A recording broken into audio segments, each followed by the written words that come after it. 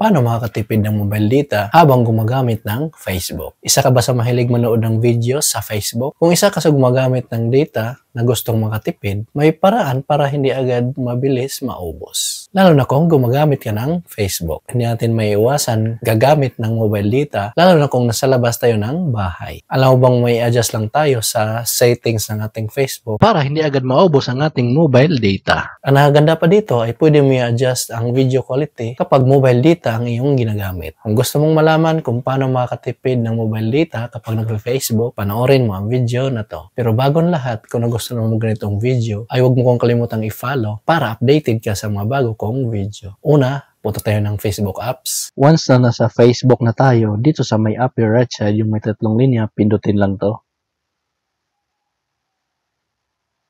Then, scroll up. Pindutin itong Settings and Privacy. Pindutin itong Settings. Then, scroll up. Under sa Preferences, pindutin lang tong Media. Ayan, so, ang naka-check dito ay Optimize, Adjust Videos to Network Conditions. So, ibig sabihin nito, once na naka-check to ay ang video quality na mapapanood mo dito ay HD. Lalo na kung mabilis ang iyong internet. Maganda lang to kapag nakakonek ka sa Wi-Fi. Pero kung naka-mobile data ka at mahina ang signal, ay malabo pa rin ang video.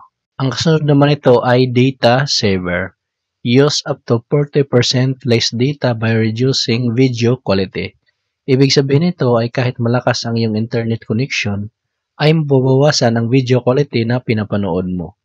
Instead na 1080p, ang mapapanood mo ay magiging 720p or 360p.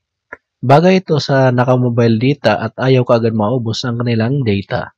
Kaya kung ikaw na naka-data, ay mas maganda na naka-check siya dito para hindi maubos ka agad ang iyong mobile data. Check lang natin. Dito naman sa baba yung autoplay. May tatlong option dito. Una, ang on mobile data and Wi-Fi. Ibig sabihin nito ay mag-autoplay yung video kapag naka-data or naka-Wi-Fi ka. Dito naman sa Wi-Fi only, ay mag-autoplay lang siya once na nakakonek ka sa Wi-Fi. Tandaan, sa tuwing nakakonek lang sa Wi-Fi, mag-autoplay yung video. Kung data ay hindi nag-autoplay. Yung pangatlo ay never autoplay videos.